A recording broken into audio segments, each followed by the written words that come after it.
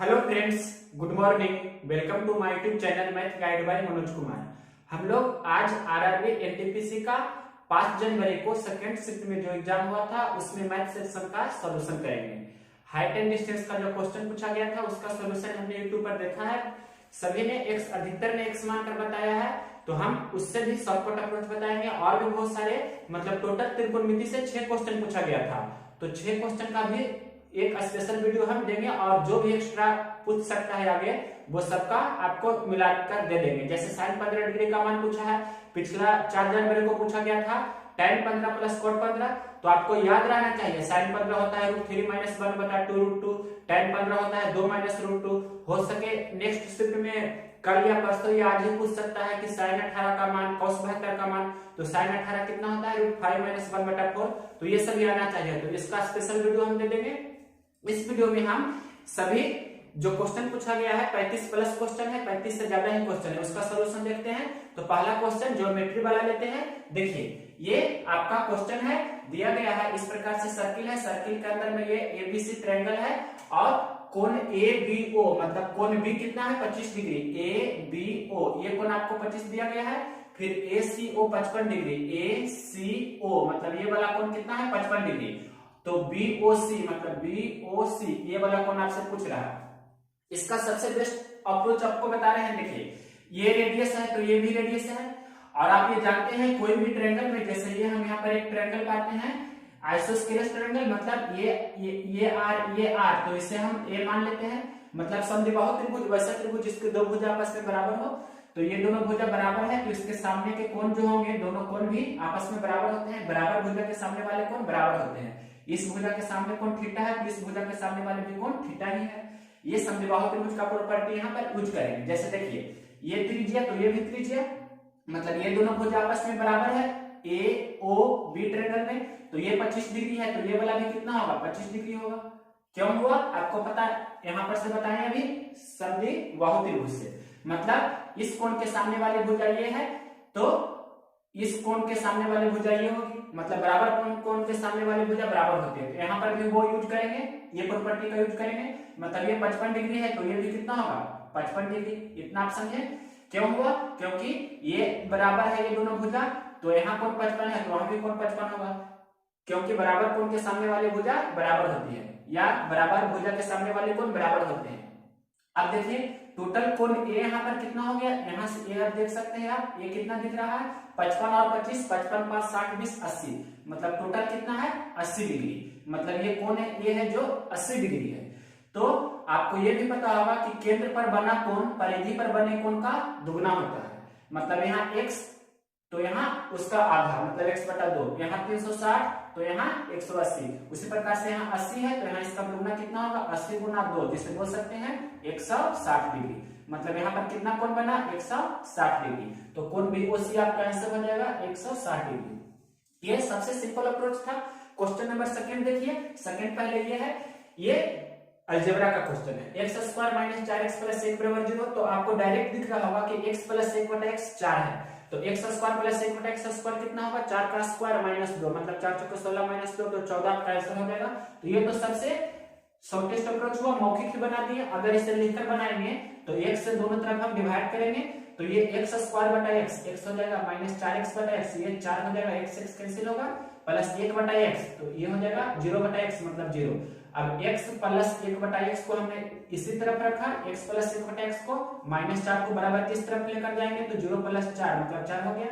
x + 1/x 4 है तो x² + 1/x² कितना होगा x² + 1/x² होगा 4 का स्क्वायर -2 मतलब 16 - 2 तो 14। या आप ऐसे भी बना सकते हैं कि दोनों तरफ हम यहाँ पर स्क्वायर कर देंगे तो a² + b² और +2a भी होता है तो 2 गुना a गुना b और बराबर 4 का स्क्वायर लिखें 16। अब देखिए ये x कैंसिल हो जाएगा तो x² + 1/x² कितना हो गया 16 और +2 इस तरफ जाएगा तो -2 यानी कि 14। तो इसमें कलम लगाने की जरूरत नहीं है, लेकिन जिन्हें नहीं आता है उनके लिए हमने बताया। इसके बाद देखिए क्वेश्चन नंबर 3, ये आपको पता होगा, इसका भी 2 तरीका बताते हैं। मेथड फर्स्ट पहले देखिए, मतलब मूलधन आपसे पूछ रहा है प्रिंसिपल, टाइम दिया है 2 वर्ष, रेट दिया है 10% और साधारण ब्याज चक्रवृद्धि ब्याज का डिफरेंस मतलब आता है 50 रुपया। तो आपको बताना है मूलधन कितना होगा जो, तो मूलधन बताने के लिए आपको पता होना चाहिए कि 10% के दर से 2 वर्ष का SI कितना होगा, तो 20% होगा। 10% की दर से 2 वर्ष का साधारण ब्याज 20% होगा। और CI कितना होगा, तो CI कैसे निकालते हैं 2 वर्ष के लिए, R प्लस R गुना R बटा 100, मतलब 10 प्लस 10 गुना 10 बटा 100। इसे हल करेंगे तो कितना आ जाएगा, 10 10 20 और ये 1 21, मतलब CI कितना होता है 21%। हमें याद था, हम डायरेक्ट लिख सकते थे, लेकिन हमें समझाना है तो ये लिखकर बताया। R प्लस R गुना R बटा 100 होता है 2 वर्ष का CI निकालने के लिए। अब देखिए 2 वर्ष का साधारण ब्याज 20% और 2 वर्ष का चक्रवृद्धि ब्याज 21%, तो 2 वर्ष का डिफरेंस कितना हो जाएगा, CI माइनस SI 2 वर्ष का कितना हो जाएगा, तो यहां से दिख रहा होगा 20 में से 21 में से 20 घटाने में तो 1% होगा, यानी कि 1% का वैल्यू आपके प्रश्न में कितना दिया है, 50 रुपया। 1% का वैल्यू आपके प्रश्न में कितना दिया है, 50 रुपया। 2 वर्ष का CI माइनस SI मतलब 2 वर्ष का साधारण ब्याज चक्रवृद्धि ब्याज का अंतर आया 1%, और प्रश्न दिया है साधारण ब्याज चक्रवृद्धि ब्याज का अंतर 50 रुपया, यानी कि 1% का वैल्यू 50 रुपया दिया है, तो मूलधन मतलब होता है 100%, तो 100% का वैल्यू कितना होगा, मतलब इसमें 100 से गुना किए हैं तो इधर भी 100 से गुना करना होगा, मतलब 50 गुना 100 करेंगे तो कितना हो जाएगा, 50 गुना 100 करेंगे तो 5000 हो जाएगा, यानी कि आपका मूलधन हो जाएगा 5000 रुपया। इसका दूसरा अप्रोच देखिए, मतलब सेकंड मेथड देखिए, मेथड सेकंड इसका होता है, आपको फॉर्मूला आना चाहिए कि CI माइनस SI 2 वर्ष के लिए स्पेशल 2 वर्ष के लिए क्या होता है, CI माइनस SI बराबर मूलधन गुना R बटा 100 का होल स्क्वायर, ये फॉर्मूला होता है। तो यहाँ यूज करेंगे CI माइनस SI 50 दिया है, मूलधन पूछ रहा है, R कितना है 10 है, तो 10 का स्क्वायर ऊपर 100 लिख देते हैं, या 10 गुना 10 लिख देते हैं, 100 का स्क्वायर तो 100 गुना 100 इस प्रकार से होगा, तो 2 जीरो से ऊपर नीचे इस प्रकार से कैंसिल कर दिए, और ये 100 इस तरफ से क्रॉस मल्टीप्लिकेशन होगा तो 50 गुना 100, तो मूलधन बराबर कितना हो जाएगा, मूलधन बराबर 50 गुना 100, यानी कि जिसे हम बोल सकते हैं डायरेक्ट, यानी कि 5000 रुपया मूलधन हो जाएगा। तो या तो फॉर्मूला ध्यान रखिए कि साधारण ब्याज चक्रवृद्धि ब्याज का अंतर होता है मूलधन गुना दर बटा 100 का होल स्क्वायर, या आप ये बेसिक अप्रोच भी बहुत ही अच्छी है। नेक्स्ट क्वेश्चन देखते हैं, क्वेश्चन नंबर 4। क्वेश्चन नंबर 4 क्या बोल रहा है, जो देखिए A और B की आयु का अनुपात 5:3 है, उनकी आयु का योग 40 है, तो B की वर्तमान आयु बताइए। मतलब A है और B है, दोनों की वर्तमान आयु कितना दिया है, 5:3 है, दोनों की वर्तमान आयु 5:3 है, यानी कि A 5 साल का है तो B कितना 3 साल का है, तो रेशियो में दोनों का योग कितना हो गया, 5 और 3 8, मतलब रेशियो में दोनों का योगफल हो गया 8। आपके प्रश्न में दिया है कि उनकी आयु का योग 40 है, यानी कि 8 अनुपात का वैल्यू आपके प्रश्न में दिया है 40, तो 1 अनुपात का वैल्यू कितना है, मतलब 40/8 तो 5, यानी कि 8 × 40, 5 से गुना करने पर हो रहा है, तो 3 यूनिट का वैल्यू कितना होगा, 3 × 5 = 15, और 5 यूनिट का वैल्यू कितना होगा, तो 5 × 25। तो आपसे किसका पूछ रहा है, आपसे पूछ रहा है B की वर्तमान आयु, तो B की वर्तमान आयु यही हुआ, B का वर्तमान आयु पूछ रहा है, तो B का वर्तमान आयु 15 वर्ष आपका आंसर हो जाएगा। क्वेश्चन नंबर देखिए 5 नंबर क्वेश्चन बोल रहा है कि 27 किलो का 108 ग्राम से क्या अनुपात है, मतलब 27 kg और रेशियो पूछ रहा है 108 ग्राम, इस प्रकार से, तो ग्राम है यहाँ केजी है, यूनिट को सेव करेंगे, जैसे मीटर सेंटीमीटर रहता है तो सेंटीमीटर में दोनों को कर लेते हैं, या दोनों को मीटर में, मतलब दोनों को 1 यूनिट में बदलिए, तो केजी को ग्राम में बदल देते हैं, तो ये कितना हो जाएगा 27 गुना 1000 ग्राम, और इधर पहले से है कितना 108 ग्राम, तो अब यूनिट सबसे पहले ग्राम से ग्राम कैंसिल कर देते हैं, अब ये 27 से कम 27 और 27 चौक 78 से 108 हो गया, फिर 4 एकम 4, अब ये 250 बार में कैंसिल हो जाएगा, 250 चौके 1000, तो कितना हो जाएगा 250:1 हो जाएगा आपका आंसर। इसके बाद देखिए नेक्स्ट क्वेश्चन नंबर ये था 5 के बाद आपको बता रहे हैं क्वेश्चन नंबर 6 नंबर क्वेश्चन ध्यान से देखिए। 6 नंबर क्वेश्चन क्या बोल रहा है, ये कह रहा है कि कोई वस्तु पहले 20% घाटे में बेचते हैं तो 4800 रुपया में बिकता है, और उसी वस्तु को हम 20% फायदा में बेचना में चाहे तो कितना रुपया में बिकेगा, यानी कि 20% घाटा में बेचते हैं तो 4800 रुपया में बिकता है, 20% घाटा मतलब 80% पर बेच रहा है ना, तो 80% का वैल्यू आपके प्रश्न में कितना दिया है 4800 रुपया, 80% का वैल्यू 4800 रुपया दिया है, तो 1% का वैल्यू कितना होगा, 1% का वैल्यू होगा 4800/80, तो पूछ रहा है प्रश्न में वह 20% फायदा में बेचना चाहे तो कितना में बेचेगा, 20% फायदा मतलब 120% में बेचेगा, तो 120% में बेचेगा तो कितना होगा 4800/80 गुना 120, तो 80 से 60 बार में 8 छक 48 कैंसिल हो जाएगा 4800, तो 60 गुना 120 तो 12 छक 7200 रुपया आपका आंसर होगा। इसका सबसे शॉर्टकट अप्रोच होगा, इतना नहीं करके डायरेक्ट लिखेंगे। प्रश्न में दिया है 4800 रुपया बिक रहा है कब? जब आपका 20% घाटा है, 20% घाटा है मतलब कितना 80% पर, और कितना में बेचे मतलब जो निकालना है तो गुना होता है, यानी कि 20% उसे फायदा चाहिए तो 120 में वह बेचेगा तभी उसे 20% का फायदा होगा। ये हल करेंगे इस प्रकार से तो आपका डायरेक्ट आंसर आ जाएगा इतना। ये सबसे शॉर्ट अप्रोच है और ये आप ऐसे बनाते होंगे। क्वेश्चन नंबर 6 के बाद देखिए क्वेश्चन नंबर 7 नंबर क्वेश्चन क्या बोल रहा है, यदि दो संख्याओं का अनुपात 2:3 है और उनका एलसीएम 78 है तो उनका योगफल बताइए। मतलब दोनों संख्या का अनुपात है 2:3, पहली संख्या 2 है तो दूसरी संख्या कितना है 3 है, तो दोनों संख्याओं का यहाँ पर एलसीएम कितना है, तो 3 और 2 का एलसीएम कितना होगा 6। तो प्रश्न में दिया है कि दोनों संख्याओं का एलसीएम 78 है, यानी कि 6 अनुपात का वैल्यू आपके प्रश्न में 78 दिया है, तो 1 अनुपात का वैल्यू कितना होगा 78/6 यानी कि 13। तो आपसे क्या पूछ रहा है कि दोनों संख्याओं का योगफल क्या होगा, तो यहाँ पर से 2 और 3 का योगफल कितना है, दोनों 2 और 3 का योगफल कितना हो जाएगा 5, तो 1 यूनिट का वैल्यू 13 तो 5 यूनिट का वैल्यू कितना होगा, मतलब 5 गुना 13 तो 65 आपका इस प्रकार से आंसर हो जाएगा। या शॉर्ट वे में लिखेंगे तो इस प्रकार से, प्रश्न में दिया है 78 एलसीएम, रेशियो में 2 और 3 का एलसीएम 1 हो गया, जो निकालना है गुना करते हैं, मतलब 2 और 3 का योगफल पूछ रहा है तो 5, या इस प्रकार से 78/13 होगा। फिर से देख सकते हैं ये गलती हमने लिख दिया। प्रश्न में दिया है आपके प्रश्न में कितना एलसीएम दिया है 78 और यहाँ एलसीएम 2 और 3 का एलसीएम 6 हो गया, 78/6 हमने लिख दिया। पूछ रहा है दोनों का योगफल, तो 3 और 2 का योगफल 5, तो ये 13 छक 78 और 13 बचे 65 इस प्रकार से आप बना सकते हैं। क्वेश्चन नंबर ये था 7। इसके बाद देखिए क्वेश्चन नंबर 8 नंबर क्वेश्चन बोल रहा है कि यदि एक वस्तु को 1750 रुपए के बजाय 1800 रुपए में बेचा जाए तो उसके लाभ में 4% की वृद्धि हो जाती है, तो वस्तु कितना रुपए में खरीदा गया था। 1750 रुपया में बेच रहे हैं और 1800 रुपया में बेच रहे हैं, मतलब ये पहला क्रय मूल्य है और ये दूसरा क्रय मूल्य है। तो यहाँ पहला विक्रय मूल्य है 1750 रुपया, दूसरा विक्रय मूल्य है 1800 रुपया, तो कितना का डिफरेंस है विक्रय मूल्य का, तो 50 रुपया का डिफरेंस है। और प्रश्न में कितना का दिया है 4% का लाभ, यानी कि 4% का वैल्यू दिया है 50 रुपया, तो क्रय मूल्य मतलब होता है 100%, तो 1% का वैल्यू कितना होगा, या डायरेक्ट निकाल सकते हैं 4% का 50 रुपया तो 100% का कितना होगा, मतलब 4 में कितना से गुना करेंगे कि 100 हो जाए, तो 25 से, तो 50 में 25 से गुना करेंगे तो कितना हो जाएगा 1250 रुपया। तो इस प्रकार से आप इसे बना सकते हैं। क्वेश्चन था कि 1750 रुपया में बेचने के बजाय 1800 रुपया में बेचते हैं तो लाभ में 4% की वृद्धि होता है, तो 4% का वैल्यू दिया है 50 रुपया, तो 100% का वैल्यू कितना होगा 50 गुना 25 मतलब 1250 रुपया। इसके बाद नेक्स्ट क्वेश्चन देखिए, क्वेश्चन नंबर ये था 8 के बाद देखिए क्वेश्चन नंबर 9। क्वेश्चन नंबर 9 बोल रहा है कि किसी भी बहुभुज के बाहु कोणों का योगफल कितना होता है, तो ये 360 डिग्री होता है। कोई भी बाहु, जैसे ये हमरा ये ट्रायंगल ही ड्रा किए तो ट्रायंगल में बाहु कोण ये वाला हो गया, उसी प्रकार से ये वाला हो गया बाहु कोण, या आप हेक्सागोन में ड्रा कर सकते हैं इस प्रकार से।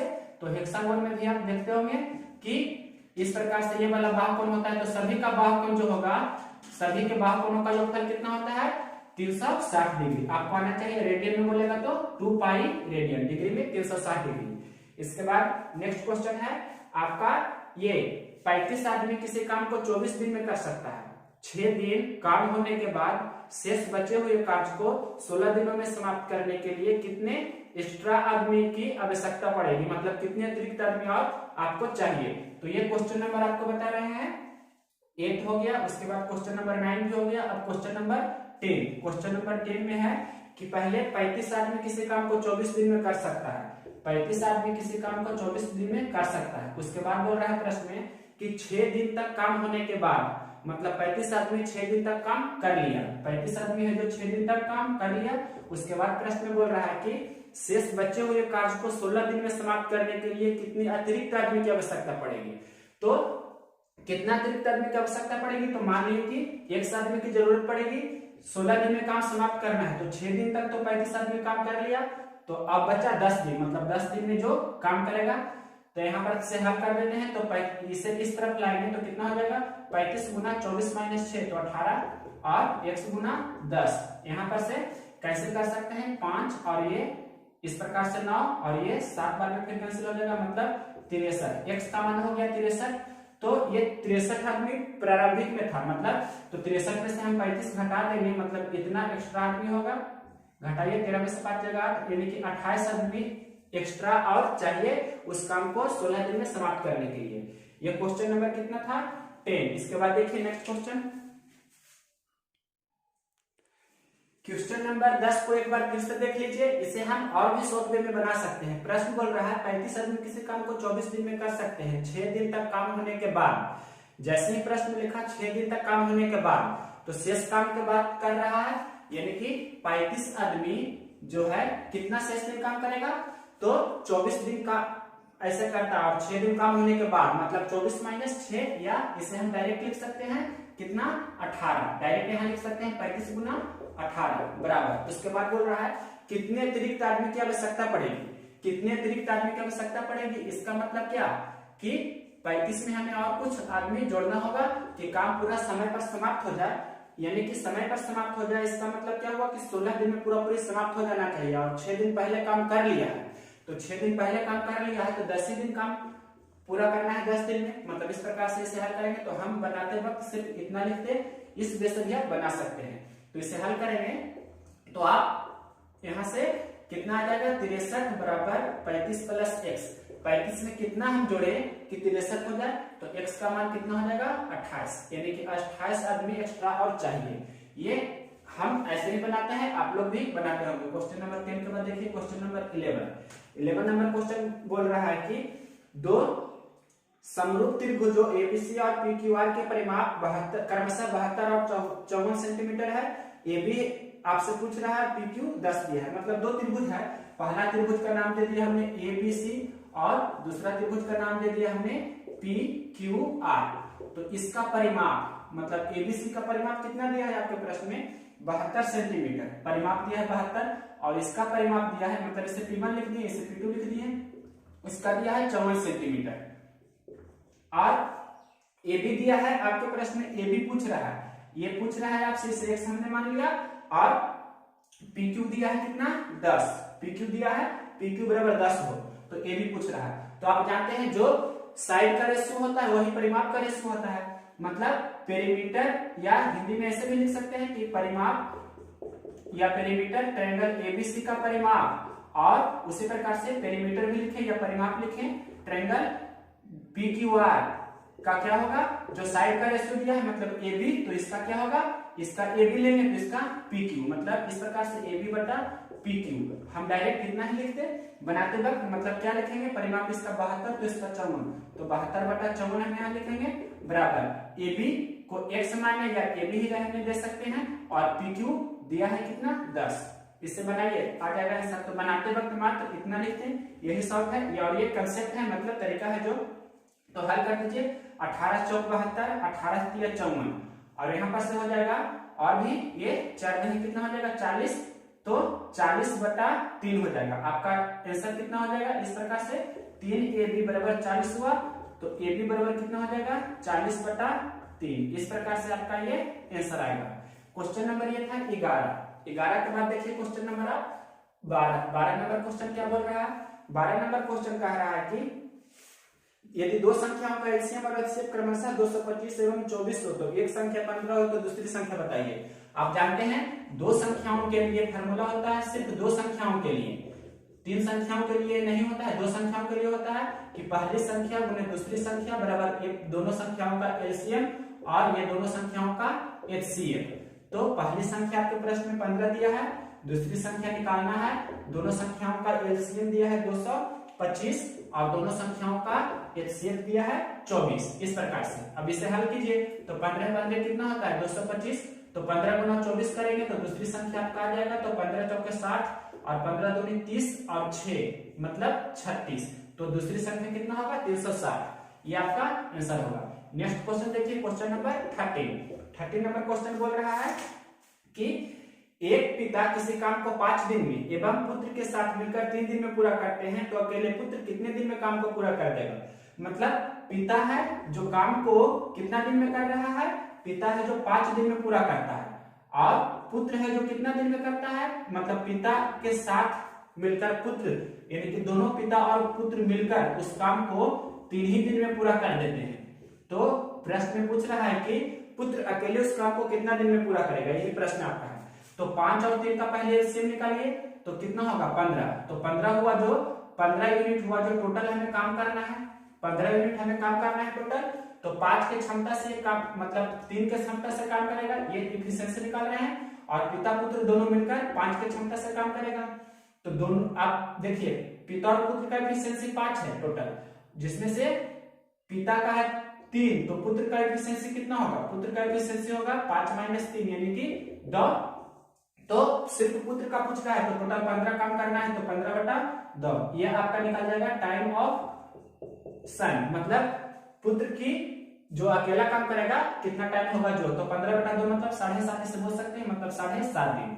जिसका भी टाइम निकालना होता है तो जो काम होता है उससे, उसमें हम भाग देते हैं उसके क्षमता से, जिसका निकालना होता है उसके मतलब टोटल काम में क्षमता से डिवाइड करते हैं। ये आपको पता होगा, क्वेश्चन नंबर था ये 13। उसके बाद देखिए क्वेश्चन नंबर 14 नंबर क्वेश्चन क्या बोल रहा है, ये कह रहा है कि किसी नगर की वर्तमान जनसंख्या 50,000 है, उसकी जनसंख्या 4% की दर से वृद्धि कर रही है, तो 2 वर्ष बाद उसकी जनसंख्या कितनी होगी।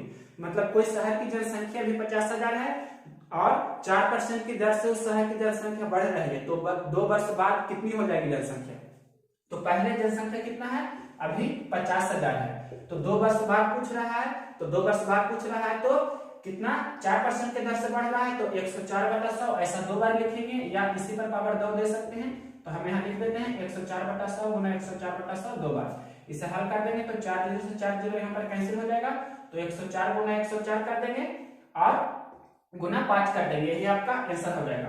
तो इस प्रकार से आप यहाँ तुरंत इसे बना सकते हैं, गुना भी कर सकते हैं, इसमें कोई डाउट नहीं है। हम गुना कर लेते हैं, जैसे 5 गुना 104 गुना 104 कैसे होगा, तो 4 चौके 16 और 104 में ये 4 जोड़ देंगे, मतलब कितना होगा 108। तो 108 और 16 में गुना कर देंगे 5 से, तो कितना हो जाएगा 16 × 5 80 और ये 8 × 5 40 और 5 यानी कि 54080, ये आपका आंसर हो जाएगा 2 वर्ष बाद उस शहर की जनसंख्या का। क्वेश्चन नंबर 14 के बाद देखिए क्वेश्चन नंबर 15। क्वेश्चन नंबर आप देखते हैं 15 नंबर क्वेश्चन है हाइट एंड डिस्टेंस का।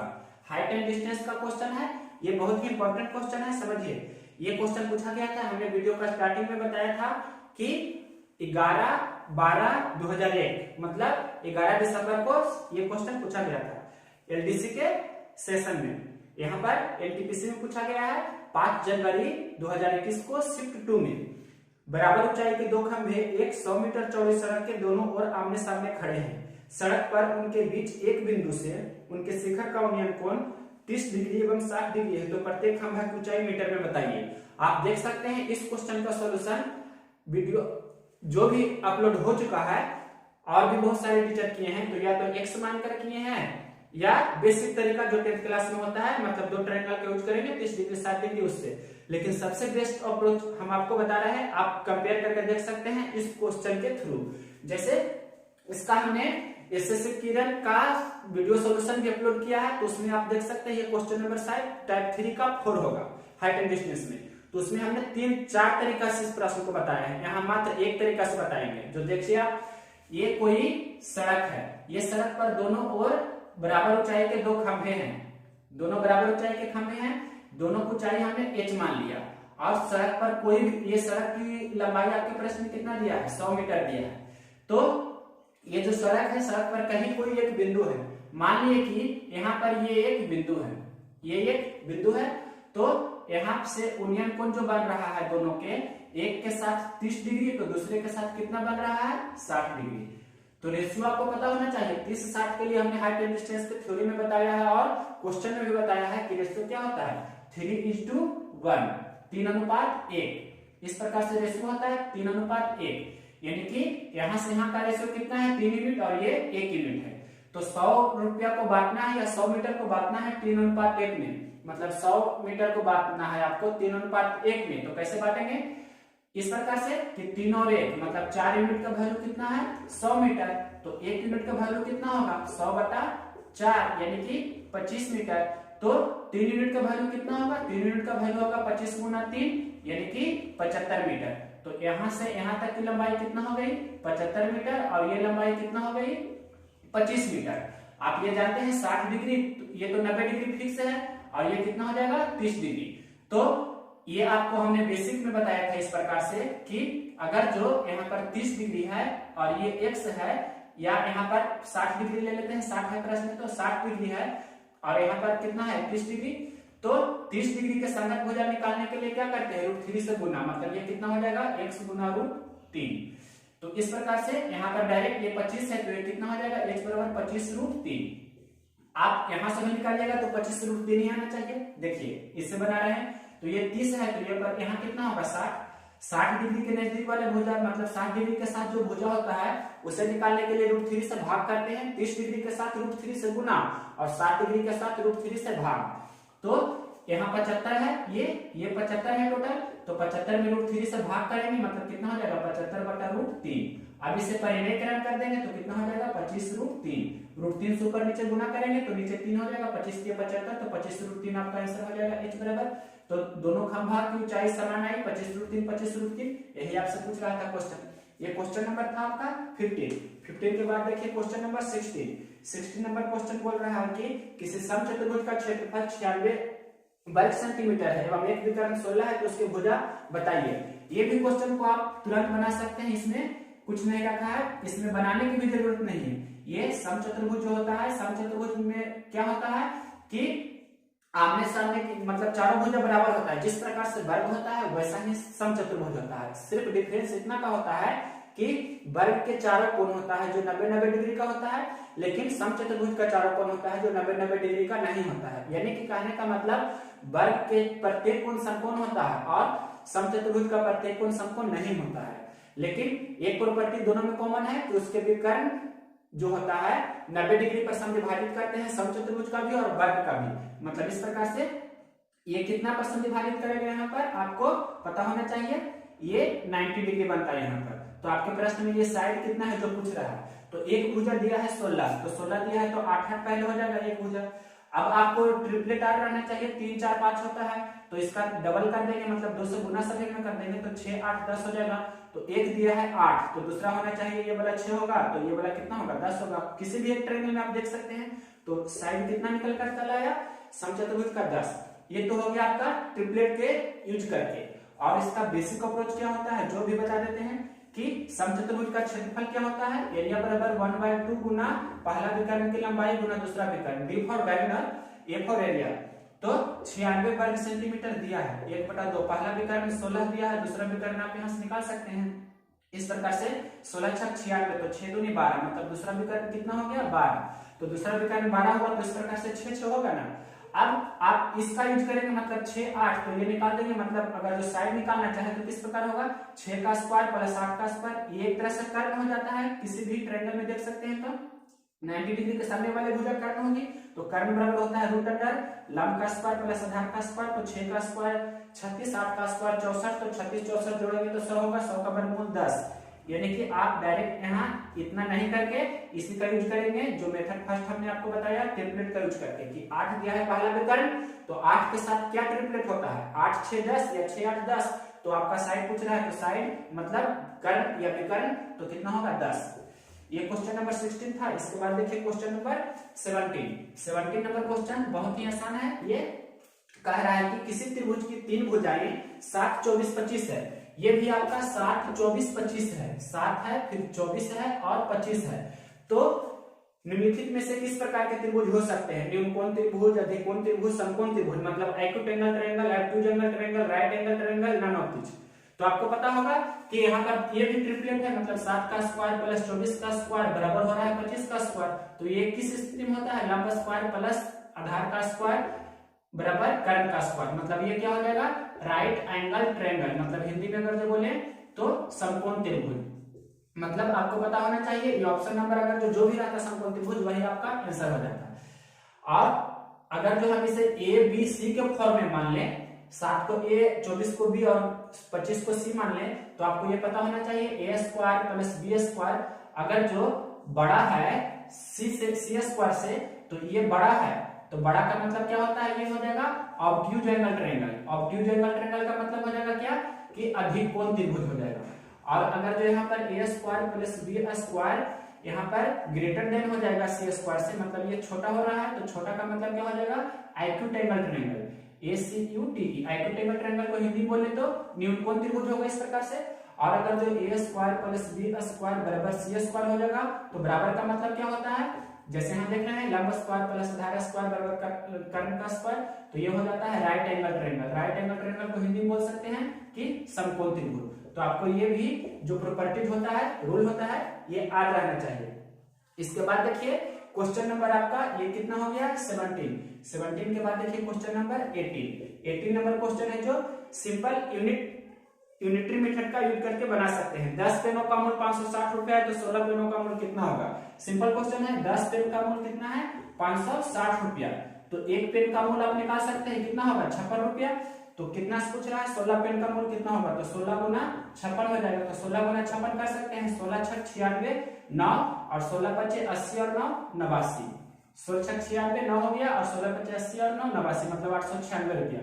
10 कलम का मूल्य 560 रुपया है, तो 16 कलम का मूल्य कितना होगा, 896 रुपया। इतना सा क्वेश्चन पूछा गया था, यूनिटरी मेथड का यूज करके बना सकते थे। नेक्स्ट क्वेश्चन देखिए क्वेश्चन नंबर 19। क्वेश्चन नंबर 19 देखिए, ये बोल रहा है कि यदि 5 घंटियां जो क्रमशः 2, 6, 8, 12 और 16 सेकंड के अंतराल पर बजती है, मतलब तो वो 1 घंटा में, या प्रश्न में शायद 30 मिनट में बोल रहा है कि 30 मिनट में कितने बार बजेगी। तो सबसे पहले 2, 6, 8, 12, 16 का एलसीएम निकालना होगा। 2, 6, 8, 12 और 16, तो इसका एलसीएम कितना हो जाएगा। तो एलसीएम कैसे निकालते हैं आपको पता होगा। एलसीएम निकालने में सबसे, इसका एलसीएम आपको निकालना है, तो सबसे बड़ी संख्या को सिलेक्ट करते हैं। तो 2, 6, 8, 12, 16 में सबसे बड़ी संख्या 16 है। अब देखिए 16 के अंदर में 2 है, 16 के अंदर में 16 है और 16 के अंदर में 8 है।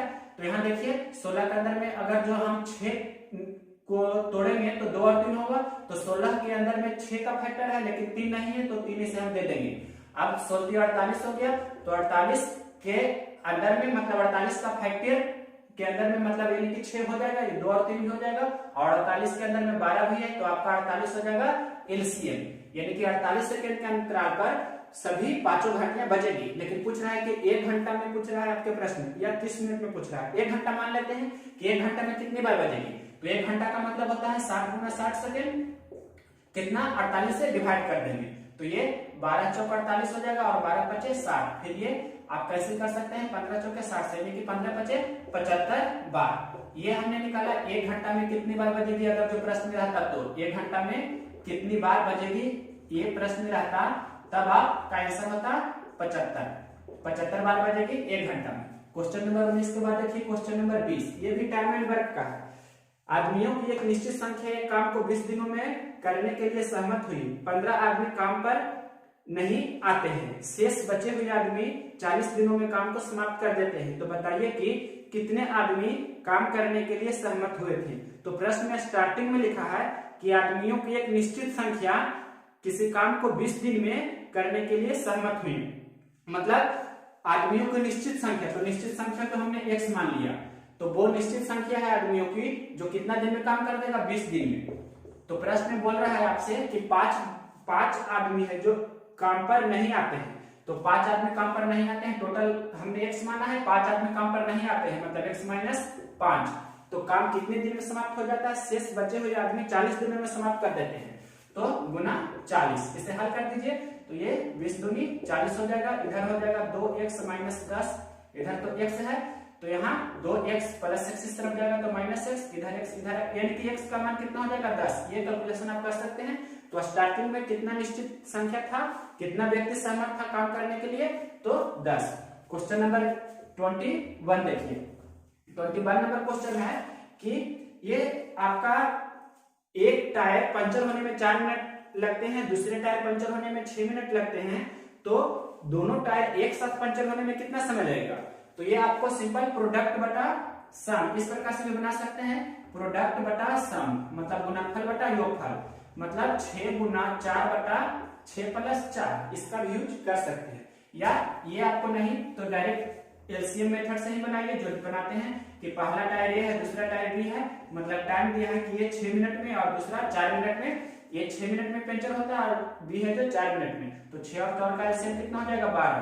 तो कितना के क्षमता से, ये 2 के क्षमता से और ये 3 के क्षमता से होगा, तो कितना होगा 12/5, मतलब दोनों एक साथ कितना देर में पंचर होगा, तो 12 कितना होगा, टोटल 12 काम करना है 2 और 3 की क्षमता से, मतलब 5 की क्षमता से, तो 12/5, तो 2 और मतलब 2 से ऊपर नीचे गुना कर देंगे तो 24/10 हो जाएगा, तो 2.4, ये आपका इतना मिनट हो जाएगा।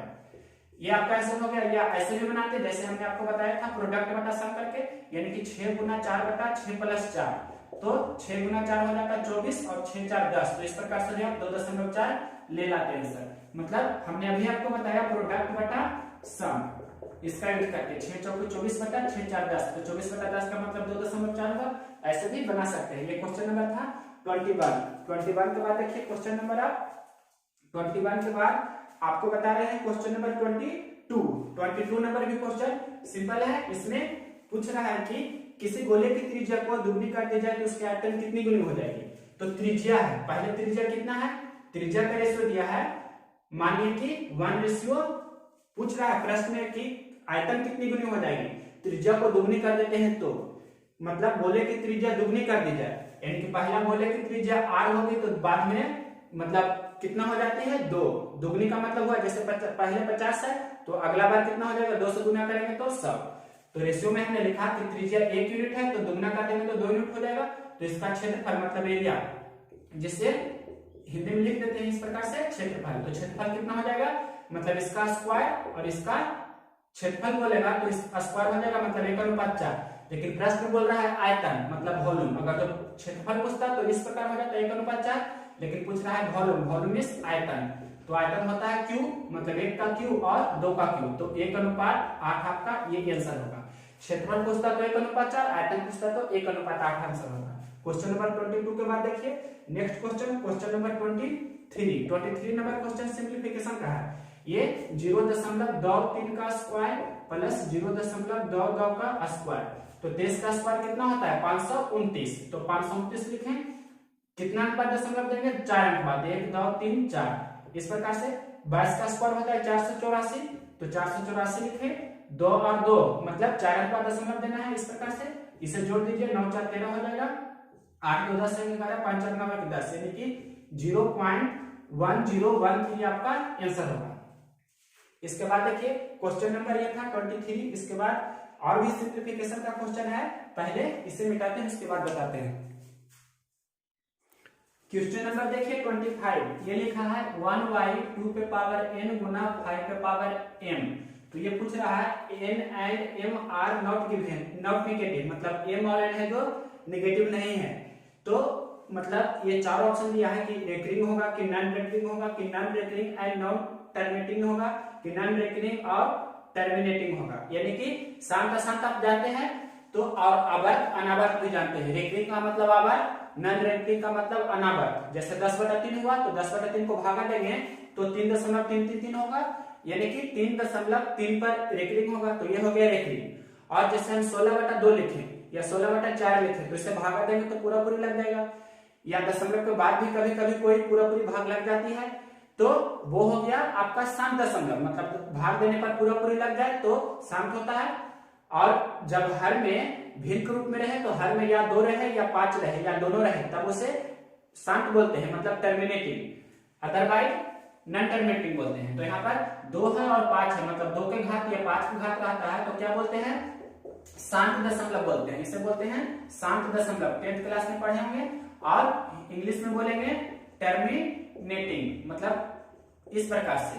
रेकरिंग ये नहीं होगा, मतलब नॉट रेकरिंग, क्यों नहीं होगा आप देख सकते हैं यहाँ पर हम अगर जो nm की जगह 1 भी रखेंगे तो कितना हो जाएगा 1/10, तो 1/10 को 0.1 लिख सकते हैं, तो ये रेकरिंग वाला नहीं हुआ, सेटिस्फाई किया। और टर्मिनेटिंग मतलब पूरा पूरी भाग लग जाता है, तो ये कौन सा ऑप्शन है, जो भी ऑप्शन होगा आपका आंसर हो जाएगा, मतलब दोनों होना चाहिए, टर्मिनेटिंग और नॉन रेकरिंग। इस प्रकार से क्वेश्चन नंबर 25 के बाद देखिए क्वेश्चन नंबर 26, ये बोल रहा है साइन 45 डिग्री प्लस ए, इस प्रकार से लिखा गया है साइन 45 डिग्री प्लस ए और माइनस है। इसके बाद लिखा गया है कॉस 45 डिग्री माइनस ए।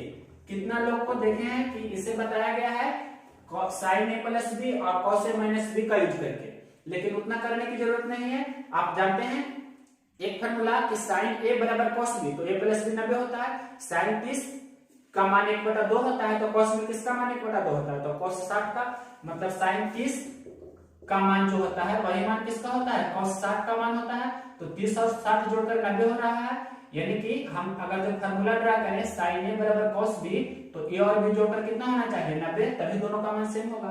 तो हम यहाँ पर साइन को किसमें कॉस में कन्वर्ट कर देते हैं, मतलब कॉस से लिखेंगे तो कितना होगा 90 माइनस और 45 डिग्री प्लस ए, इस प्रकार से लिख सकते हैं। और माइनस ए लिखा गया है कॉस 45 डिग्री माइनस ए। इसे बनाने की जरूरत इस प्रकार से नहीं है, समझाने के लिए इतना लिख रहे हैं। अब देखिए ये क्या हो जाएगा, मतलब आपको फॉर्मूला ये भी आता होगा cos 90 माइनस थीटा, इसी का यूज करके a प्लस बी कितना हो रहा है 90, a प्लस बी 90 हो रहा है, तो cos 90 माइनस थीटा कितना होगा sin थीटा, 10th में भी पढ़े होंगे। तो 90 माइनस मतलब इसे हल कर लीजिए तो कितना हो जाएगा 90 डिग्री माइनस 45 डिग्री, तो कितना हो जाएगा 45 डिग्री और माइनस ए, तो 45 डिग्री माइनस ए हो गया और माइनस cos 45 डिग्री माइनस ए, यानी कि प्लस में 45 डिग्री माइनस है और माइनस में 45 डिग्री माइनस है, तो दोनों कैंसिल होगा, तो इसका मान 0 हो जाएगा।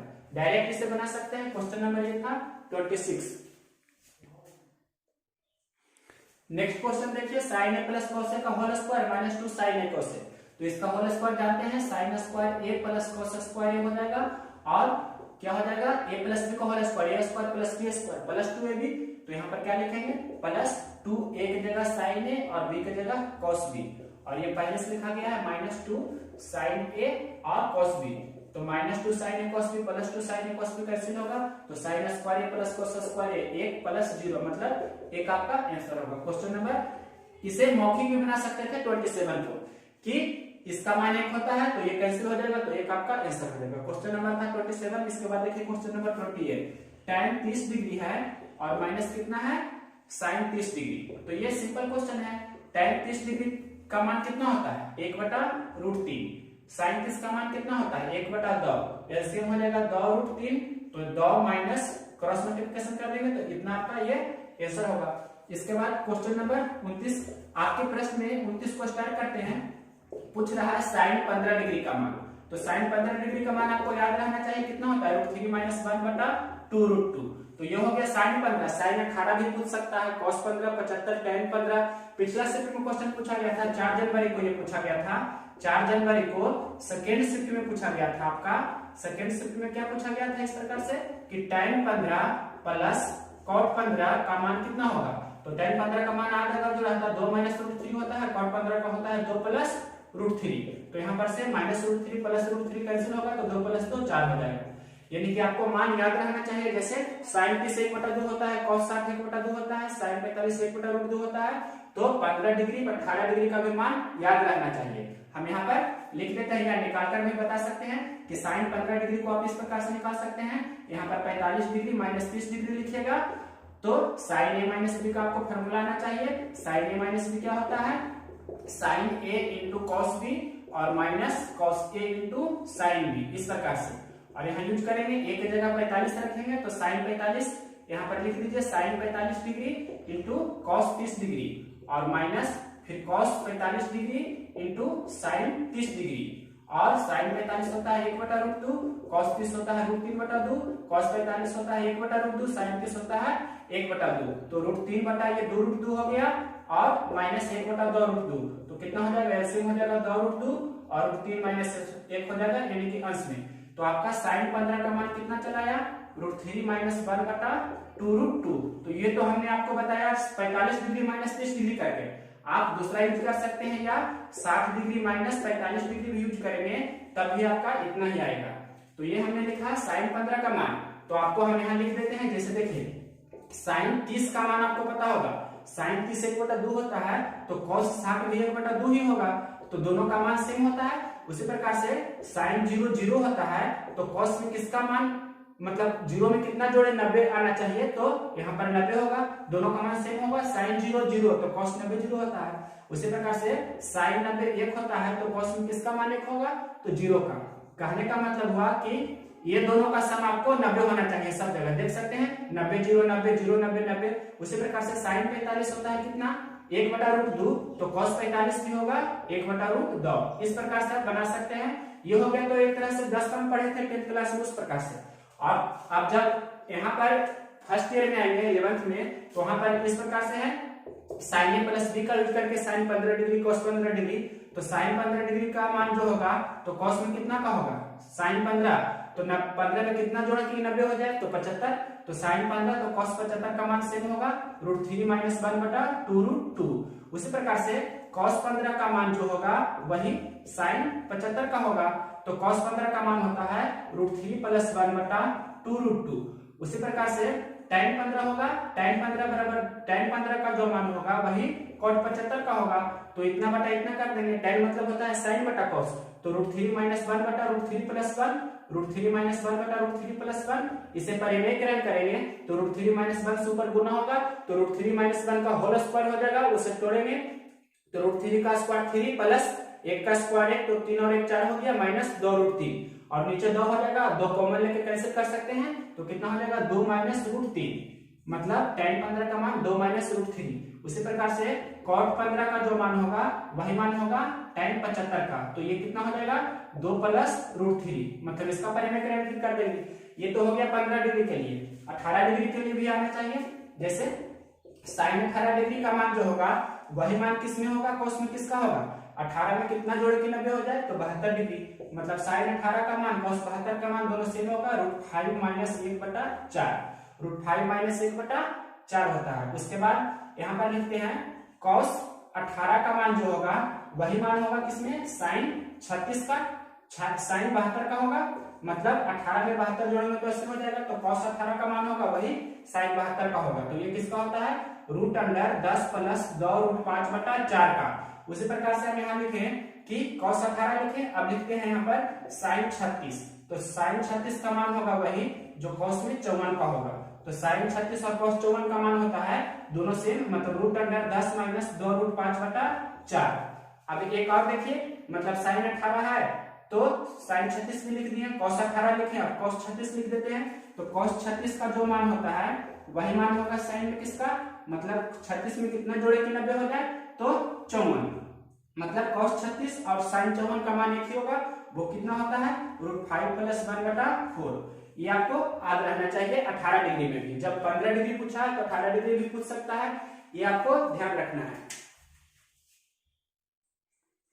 अब देखिए नेक्स्ट क्वेश्चन, क्वेश्चन नंबर 30, ये बोल रहा है कि सिंपल क्वेश्चन है, जितना भी सिंप्लीफिकेशन का है करा रहे हैं क्वेश्चन, सिंप्लीफिकेशन वाला इस प्रकार से है 3.24 बटे 10.24, इसका आपका वर्गमूल पूछा था, तो दशमलव के बाद 2 अंक है, नीचे भी दशमलव के बाद 2 अंक है, तो दशमलव सबसे पहले हम हटा सकते हैं, तो 324 बटा कितना हो जाएगा 1024, तो 324 का वर्गमूल कितना होता है 18, 324 होता है, 1024 किसका वर्गमूल होता है 32 का, तो 18 बटा 32 मतलब 9 बटा 16 आपका आंसर होगा क्वेश्चन नंबर 30 का। उसके बाद देखिए क्वेश्चन नंबर 31 भी सिंप्लीफिकेशन का है, 0.4 प्लस कितना लिखा है 404 बटा 1000 लिखा गया है, तो 0.4 को हमने ऐसे ही लिख दिया 0.4, फिर 404 को दशमलव में लिखेंगे अगर जैसे तो कितना लिखेंगे 1 2 3 अंक बाद दशमलव, मतलब 0.404, तो दशमलव के बाद 404 इस प्रकार से लिखेंगे और जोड़ देंगे तो आपका आंसर हो जाएगा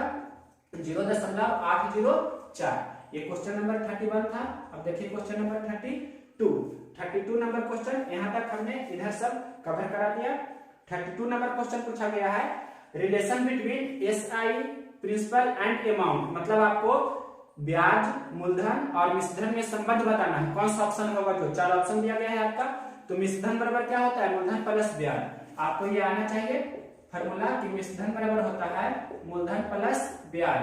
इंग्लिश में अगर जैसे लिखेंगे तो अमाउंट बराबर हो जाएगा प्रिंसिपल प्लस सिंपल इंटरेस्ट या कंपाउंड इंटरेस्ट, जो भी। क्वेश्चन नंबर 32 के बाद देखिए 33 नंबर क्वेश्चन है आपका sin 2 थीटा बराबर 2 sin थीटा, इस प्रकार से sin 2 थीटा बराबर 2 sin थीटा, तो इसे आपको हल करना और थीटा का मान निकालना है। तो देखिए sin 2 थीटा का फार्मूला होता है 2 sin थीटा गुना cos थीटा, और इधर 2 sin थीटा पहले से है तो 2 sin थीटा दोनों तरफ कैंसिल हो जाएगा एक बार में। अब इधर cos थीटा बराबर कितना हो गया 1 हो गया, तो cos में किसका मान 1 होता है तो 0 का, मतलब cos 0, तो cos थीटा बराबर cos 0, तो थीटा का मान कितना हो गया 0 डिग्री, तो ये आपका आंसर होगा क्वेश्चन नंबर 33। इसके बाद क्वेश्चन नंबर 34 नंबर क्वेश्चन या 35 नंबर क्वेश्चन, दोनों आपको एक फार्मूला होना चाहिए। सबसे पहले ये बता देते हैं कि AQ माइनस BQ का फार्मूला आपको पता होना चाहिए। क्या होता है? A minus B into A square plus AB plus B square, ये आना चाहिए फार्मूला। इस पर दिया है ये क्वेश्चन कि 2m का क्यू माइनस मतलब 2m का होल क्यू है, इसके बाद माइनस लिखा है प्रश्न में और बोल रहा है n का क्यू, तो इसका यूज करना है a माइनस बी मतलब 2m माइनस n लिखेंगे। उसके बाद a स्क्वायर का 2m का स्क्वायर कितना होगा? 4m स्क्वायर, फिर AB मतलब 2m गुना n तो 2mn लिख सकते हैं, प्लस b स्क्वायर मतलब n का स्क्वायर। इस प्रकार से ये जो भी ऑप्शन होगा आपका आंसर हो सकता है। क्वेश्चन नंबर 34 के बाद देखिए क्वेश्चन नंबर 35 और 36 जो है दोनों एक एसोसिएटिव लॉ होता है, कम्यूटेटिव लॉ होता है, डिस्ट्रीब्यूटिव लॉ होता है। 4 ऑप्शन दिया गया है, नन ऑफ दी, तो कौन सा ऑप्शन होगा जो? तो पहले आपको पता होना चाहिए। सबसे पहले हम लिखते हैं कम्यूटेटिव लॉ। कम्यूटेटिव लॉ क्या होता है? ये आना चाहिए, इंग्लिश में इसे बोलते हैं कम्यूटेटिव लॉ, हिंदी बोलते हैं करम विनिमय नियम। करम विनिमय नियम ये जोड़ के लिए अलग होता है, मतलब जोड़ के लिए क्या होता है? जैसे x प्लस जेड, तो इसे लिखेंगे z प्लस x, इस प्रकार से। ये हो गया जोड़ के लिए। गुना के लिए लिखेंगे तो x गुना z, तो इसे लिख देंगे z गुना x, मतलब a b हिंदी में लिखेंगे a गुना b, तो इसे लिखेंगे b गुना a, मतलब कोई भी लेटर में लिख सकते हैं। तो इधर जो लिखे b तो इसे उलट कर लिखेंगे b गुना a, गुना में आगे पीछे लिख सकते हैं तो सेम होता है। तो ये हो गया आपका जोड़ या गुना का क्रम विनिमय नियम। जोड़ का लिखे और ये गुना का लिखे, जोड़ का भी आना चाहिए और गुना का भी आना चाहिए। उसी प्रकार से होता है। दूसरा ऑप्शन है सहचार नियम। सहचार नियम को आप बोलते हैं, सहचार नियम मतलब इंग्लिश में से एसोसिएटिव लॉ बोलते हैं। दूसरा आपको थ्योरी आना चाहिए, ये बता रहे हैं आपको थ्योरी आना चाहिए। दूसरा हम थ्योरी बता रहे हैं एसोसिएटिव लॉ। एसोसिएटिव लॉ को बोलते हैं हिंदी में सहचार का नियम। सहचार का नियम, तो सहचार का नियम भी लिख देते हैं। सहचार का नियम क्या होता है? जो देखिए सहचार का नियम जैसे ऑप्शन में दिया है, क्वेश्चन लिखा है a गुना b प्लस, इस प्रकार से। तो क्वेश्चन बाद में कराते हैं, पहले रूल समझ लीजिए। सहचार का नियम बता रहे हैं, देखिए a प्लस बी और इधर लिख दिए प्लस c। ये आपको पहले जोड़ वाला बता रहे हैं, जोड़ का सहचार नियम क्या होता है जो, फिर गुना वाला बताएंगे। जोड़ का सहचार नियम तो a प्लस बी प्लस सी इस प्रकार से है, बराबर इस तरफ भी a प्लस बी प्लस सी है। तो कोई दो को एक साथ लिखते हैं, जैसे a और b को हम स्मॉल ब्रैकेट के अंदर लिखें तो a b को इधर लिखें और इधर कोई दूसरा को लिख सकते हैं। जैसे हम यहाँ पर लिख दिए a और c को, मतलब पहले ये दोनों को भी हम अगर जो हल करेंगे तो सेम ही होगा, मतलब a प्लस बी और प्लस सी। पहले a b को हल करेंगे फिर बाद में c को हल करेंगे, तो जो वही मान आएगा जो अगर तो b प्लस सी को हल करेंगे और a को हल करेंगे, तो मतलब ये ऐसा प्रोसेस होता है। गुना हम अगर जो इसे लिखेंगे तो a गुना b, ये गुना का क्रम में एसोसिएटिव लॉ सहचार नियम क्या होगा? जैसे a गुना b और गुना c है, तो गुना हम अगर जो पहले ये दोनों को गुना करेंगे, जैसे इसे रहने दिए और b गुना c, तो सेम आएगा ऐसा। तो ये होता है एसोसिएटिव लॉ। एक ये पहला बताएं आपको कम्यूटेटिव लॉ, क्रम विनिमय नियम, जोड़ और गुना का। दूसरा बताएं आपको एसोसिएटिव लॉ मतलब सहचार नियम, जोड़ का सहचार नियम, गुना का सहचार नियम। तीसरा बता रहे हैं आपको डिस्ट्रीब्यूटिव लॉ। डिस्ट्रीब्यूटिव लॉ को बोलते हैं बंटन का नियम। बंटन नियम या इसी को बोलते हैं एक नाम और है वितरण का नियम। बंटन नियम बोले या वितरण का नियम बोले। तो पहले ये जोड़ और गुना दोनों का मिक्सिंग होता है, मतलब a गुना ब्रैकेट में लिखा है b प्लस सी, तो पहले a को b के साथ गुना करते हैं, मतलब a गुना b, प्लस है तो प्लस, फिर a को साथ c गुना करेंगे, मतलब a गुना c। इस प्रकार से ये होता है जिसे बोलते हैं डिस्ट्रीब्यूटिव लॉ, वितरण का नियम या बंटन का नियम। तो अब क्वेश्चन नंबर देखिए आपका, क्वेश्चन नंबर ये है, यही क्वेश्चन लिखा गया था। इस प्रकार से क्वेश्चन लिखा a गुना b प्लस सी बराबर a b प्लस c, यही लिखा गया है। आप देख सकते हैं क्वेश्चन नंबर ये आपका है कितना? 35 नंबर क्वेश्चन आपका रोल नंबर 3 पर है, मतलब डिस्ट्रीब्यूटिव लॉ। तो ये सब हो जाएगा डिस्ट्रीब्यूटिव लॉ। उसके बाद क्वेश्चन नंबर आपका 35 हो गया। अब 36 नंबर क्वेश्चन इस प्रकार से लिखा गया है a प्लस 0 प्लस फिर बराबर है 0 प्लस a और बराबर कितना होगा a। तो ये किसका है? यूज प्रतिलोम बोलते हैं, मतलब एडिटिव लॉ जिसे बोलते हैं। या आप यहाँ पर अगर जो बोलना चाहिए, 4 ऑप्शन दिया गया है नन ऑफ दीज मिलाकर, तो इसमें कौन सा हो जाएगा? आपको कौन सा है? x प्लस जेड तो z plus x, a plus 0 तो 0 प्लस लिख सकते हैं, मतलब क्रम विनिमय नियम। तो क्रम विनिमय जो भी ऑप्शन होगा मतलब ये इसका आंसर क्या हो जाएगा, क्रम विनिमेय। तो क्रम विनिमय नियम को आप इंग्लिश में लिख सकते हैं क्या, कम्यूटेटिव लॉ। मतलब इसका आंसर हो जाएगा कम्यूटेटिव लॉ, a प्लस 0 और 0 प्लस 1 को। तो commutative law addition of commutative law, और एक होता है मल्टीप्लिकेशन ऑफ कम्यूटेटिव लॉ। तो ये हो गया a प्लस 0 0 प्लस a जो क्वेश्चन दिया है, एडिशन ऑफ कम्यूटेटिव लॉ। अगर जो गुना में रहता a x गुना z और z गुना x इस प्रकार से, तो मल्टीप्लिकेशन ऑफ कम्यूटेटिव लॉ। तो ये सिंपल क्वेश्चन था। क्वेश्चन नंबर ये कितना था, 36। तो 36 नंबर तक हमने कवर किया है और 3 क्वेश्चन और है बस। नेक्स्ट क्वेश्चन देखिए, क्वेश्चन नंबर 36। ये क्या बोल रहा है, 36 तो हमने बताया 37 होगा ये सर।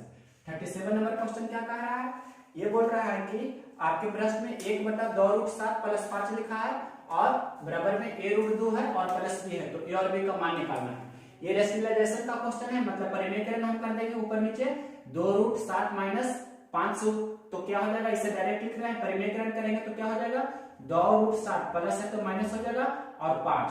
अब यहाँ देखिए इसका स्क्वायर का अंतर कितना है, तो 25, यहाँ 2 दूनी 4 7 28, मतलब यानी कि 28 और 25 का अंतर 3, तो अंतर से डिवाइड करते हैं। ये शॉर्टकट अप्रोच होता है, आपको पता होगा। अगर जो नहीं पता है तो इस पर हम स्पेशल 3-4 क्वेश्चन का वीडियो कर देंगे, आप देख सकते हैं। ऐसे ही बनाना चाहिए। बराबर कितना है, a√2 प्लस b। अब इसे अलग अलग कर सकते हैं, यानी कि 2/3 रूट, ये कितना है, √7 है या √2 है। आप देख सकते हैं क्वेश्चन में लिखा गया है 1/2√7, 1/2√7 लिखा है प्रश्न में। जैसे भी लिखा है लिख दिए, और ये कितना हो जाएगा, मतलब इसे अलग अलग हम करेंगे यहाँ पर, तो 2/3√7 होगा और माइनस ये कितना होगा, 5/3। इसके बाद ये a√2 प्लस b। आपको ये पता होगा कि a प्लस b/2 लिखे हैं या a प्लस b/c लिख दिए, कोई भी तो अलग अलग हम कर सकते हैं, a/c प्लस b/c, ये रूल होता है। मतलब इस प्रकार से लिखा है, ऊपर 2 3 एडिशन या सब्ट्रैक्शन में और नीचे 1 है, तो अलग अलग कर सकते हैं। लेकिन उल्टा रहेगा c/a प्लस b, तो इसे हम नहीं लिख सकते हैं c/a प्लस c/b। ये आपको बेसिक रूल होता है, ये सभी आना चाहिए। अब यहाँ देखिए, यहाँ पर है √2 और यहाँ पर कितना है, √7 है। तो रूट में हम अगर जो करेंगे तो 2 को हम लिख सकते हैं, 2 में 2√2 होता है, तो इसे लिख दिए √2 गुना और √2 गुना 2 को लिखे √2 गुना √2 और ये √7 है, बटा कितना हो गया 3। इतना आप समझे। उसके बाद ये -5/3 है बराबर a√2 प्लस b। यहाँ से देखिए ये √2 का कोएफिशिएंट, मतलब √2 को हम सिर्फ ऐसे ही रहने दिए, तो a के जगह पर कितना होना चाहिए, इतना होना चाहिए, और b के जगह पर इतना है। लेकिन यहाँ माइनस है, यहाँ प्लस है, तो एक बार फिर से सजा देते हैं। मतलब यहाँ पर हम लिख देते हैं √2 गुना, ये √2 गुना √7 हो जाएगा √14/3, और प्लस यहाँ लिख देंगे तो माइनस में हो जाएगा 5/3, और ये हो जाएगा क्या, √2 गुना a प्लस b। अब देखिए कंपेयर, दोनों तरफ कंपेयरिंग करेंगे, कंपेयरिंग बोथ साइड्स, मतलब दोनों तरफ तुलना करने पर, तो a का मान कितना है, a का मान है √14/3 और b का मान कितना है, -5/3। इस प्रकार से आप a और b का मान निकाल सकते हैं। नेक्स्ट क्वेश्चन है कि 2 से 12 तक अभाज्य संख्याएं किस भाग की है। ऑप्शन दिया है 3/11, 8/11, 5/11, 7/11। तो 2 से 12 तक आपके प्रश्न में पूछ रहा है। तो 2 से 12 तक देखिए बता रहे हैं, 2 से 12 तक क्वेश्चन है, 2 से 12 तक अभाज्य संख्याएं किस भाग की है। ये क्वेश्चन नंबर जितना भी होगा, शायद 37 या था ना, तो 38 होगा, जो भी होगा 38 या 39 होगा। 2 से 12 तक अभाज्य संख्याएं किस भाग की है। तो 2 से 12 तक पहले कितनी संख्या है, तो 2 से 12 तक, मतलब 2 से 12 तक कितना संख्या है, तो कैसे निकालते हैं, लास्ट माइनस फर्स्ट और एक जोड़ देते हैं, मतलब कितना हो जाएगा, 12 में से 2 11 हो जाएगा इस प्रकार से। और 2 से 12 तक कितने अभाज्य संख्या, पहला 2, फिर 3, फिर 5, फिर 7 और 11। ये कितना है, 3 और 2 5, 5 अभाज्य संख्या है। तो ये आपका आंसर हो जाएगा, मतलब 5 अभाज्य संख्या है 11 पर, मतलब ये 5/11 इस प्रकार से। मतलब 2 से 12 के बीच में 11 संख्या है टोटल, नेचुरल नंबर जो भी बोले, तो 11 नेचुरल नंबर में से 5 है जो क्या है, प्राइम नंबर है। इस प्रकार से 5/11 आपका आंसर होगा। ये क्वेश्चन नंबर था जो भी 38। अब देखिए एक क्वेश्चन और है इस प्रकार से कि क्वेश्चन नंबर 39 इसे लिख रहे हैं, 2 पे पावर इस प्रकार है 2, फिर इस पर है 2 और फिर इस पर है 2, इस प्रकार से। तो पावर क्या होता है, गुना होता है। रूल आपको पता होगा, a पर पावर n है, फिर इस पर पावर p है कुछ भी, फिर इस पर पावर q है, जो भी ए पर पावर m है पहले, तो m फिर पावर कितना है n, फिर पावर कितना है q, तो पावर पावर जो भी होता है सभी गुना होता है। तो यहाँ पर 2 पे पावर ये तो बेस है और पावर पहला 2 है, फिर 2 है, फिर 2 है, तो सभी को गुना कर देंगे। तो 2 गुना 2 गुना 2 3 बार करेंगे तो 8 होगा, तो 2 पे पावर 8 आपका आंसर होगा। अगर तो यही प्रश्न ऐसा भी रहता क्वेश्चन नंबर 39, ये भी 2 पर पावर 2, ये 4 बार अगर जो रहता है इस प्रकार से, तो इसे कैसे बनाते हैं? तो यहाँ देखिए 2 पे पावर 2 तो कितना हो गया 4 पहले, तो यहाँ पर लिख देते हैं इतना का मान 4। अब 2 पे पावर 4 16 होता है, तो 2 पे पावर 16, इस प्रकार से ये आपका आंसर होगा। एक क्वेश्चन ये हो गया कंप्लीट, और तो कोई क्वेश्चन नहीं है, लगभग सभी हमने पूरा कर दिया। जो भी क्वेश्चन था, जितना भी क्वेश्चन आप देखते होंगे सभी हमने कंप्लीट किया। क्वेश्चन नंबर 39, एक क्वेश्चन शायद ये अंकित मूल और जो भी बटा वाला क्वेश्चन है शायद अंकित मूल क्वेश्चन नंबर 40 लिख देते हैं। क्वेश्चन इस प्रकार से है कि अंकित मूल अगर जो कितना है, अंकित मूल आपके प्रश्न में 800 है, अंकित मूल 800 है और लाभ परसेंट मतलब प्रॉफिट परसेंट कितना है 20% है, और डिस्काउंट कितना है, डिस्काउंट है 10%। तो क्रयमूल आपसे पूछ रहा है कि कितना होगा जो, तो ये आपको पता होना चाहिए कि एमपी मतलब market price upon CP cost price का एक फार्मूला होता है कि 100 प्लस प्रॉफिट का परसेंट और 100 माइनस डिस्काउंट का परसेंट। इसका भी यूज करके बना सकते हैं या रेशियो मेथड से भी, 2-3 वीडियो में हमने इसे बताया है, हर एक सेट में आता है क्वेश्चन। तो 100 प्लस प्रॉफिट, तो प्रॉफिट कितना है 20%, तो 120% ऊपर हो गया। डिस्काउंट कितना है, डिस्काउंट है 10%, तो 90% हो जाएगा। तो यहाँ पर देख सकते हैं एमपी अपॉन सीपी मतलब अंकित मूल और क्रय मूल का रेशियो कितना हो गया 3-9 और 3-4-12 मतलब 4:3। तो प्रश्न में दिया है अंकित मूल दिया है 800 मतलब 4 अनुपात का वैल्यू दिया है 800, तो 3 अनुपात का वैल्यू कितना होगा, तो 4 से 800 हो रहा है मतलब कितना से गुना हो रहा है 200 से गुना हो रहा है ना, तो 3 में 200 से गुना करेंगे तो कितना हो जाएगा 600, तो 600 आपका आंसर हो जाएगा। इस प्रकार से बना सकते हैं टोटल क्वेश्चन को। तो ये कंप्लीट हमने 40 क्वेश्चन या 41 क्वेश्चन जो भी होगा कवर किया। तो ये कितना था 5 जनवरी 2021 को सेकंड शिफ्ट में पूछा गया था, उसका कंप्लीट सॉल्यूशन किए हैं एक ही वीडियो में। 28 दिसंबर 2020 को जो एग्जाम हुआ था उसका हमने 3 पार्ट में सॉल्यूशन किया क्योंकि उसमें 40 से 43-45 क्वेश्चन के आसपास हो गया था। तो इसमें हमने टोटल 1 घंटा लगा होगा, 1 घंटा में हमने पूरा कवर किया। 40 क्वेश्चन के आसपास हर एक शिफ्ट में पूछ ही रहा है क्वेश्चन। अब आपको याद रहना चाहिए sin 15 sin 18 का मान भी हमने पूरा बताया है, और इसका स्पेशल वीडियो भी दे देंगे sin 18 डिग्री का मान कितना होता है वगैरह, ये सब याद रहना चाहिए। तो नेक्स्ट वीडियो में मिलते हैं। अगर यह वीडियो पसंद है तो इसे लाइक करें और शेयर करें।